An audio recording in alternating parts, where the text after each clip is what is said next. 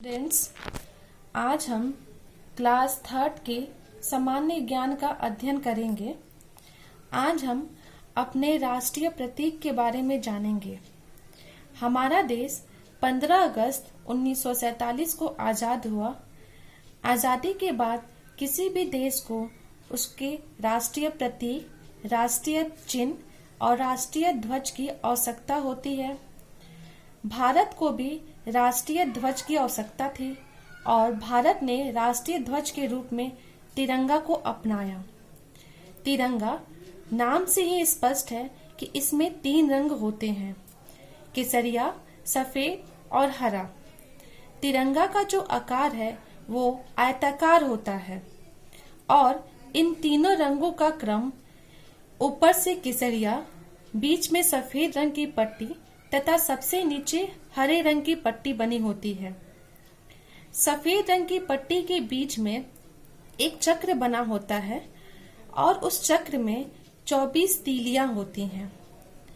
इस चक्र का प्रारूप सारनाथ में अशोक के सिंह स्तंभ पर बने चक्र से लिया गया है।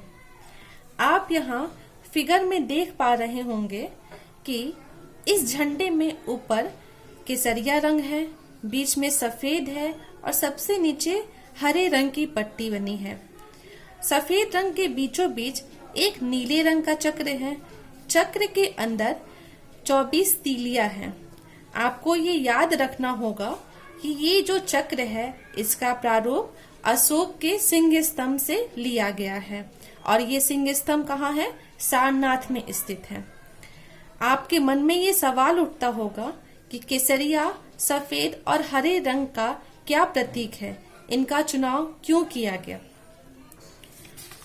झंडे में केसरिया, हरे और सफेद रंग का अपना एक प्रतीक है। ये हमें कुछ ना कुछ संदेश देता है। जैसे कि केसरिया रंग त्याग और साहस का प्रतीक है।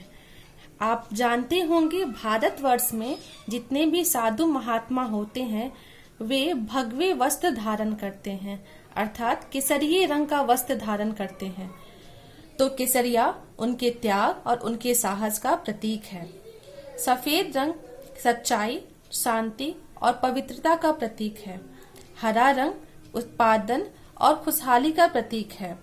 हरा रंग से हरियाली याद आती है और हरियाली उत्पादन को बताता है, तो हरा रंग उत्पादन का प्रतीक है। चक्र उन्नति का प्रतीक है। ठीक इसी प्रकार हमारा राष्ट्रीय वाक्य सत्य में जयते है, अर्थात सत्य की विजय होती है। किसी भी परिस्थिति में सत्य हमेशा विजय होता है।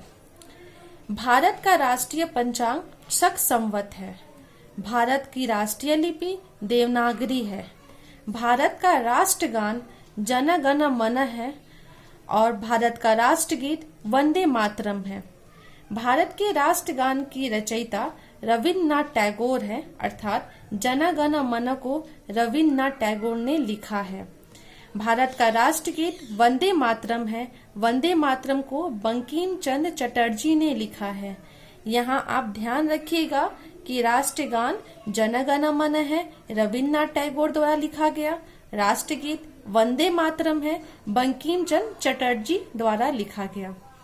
हमारे देश का राष्ट्रीय प्रतीक, राजकीय प्रतीक या राष्ट्रीय चिन्ह कहा जाता है, वो भारत का राष्ट्रीय प्रतीक के रूप में भारत महान सम्राट अशोक के सारनाथ अशोक स्तंभ से लिया गया है।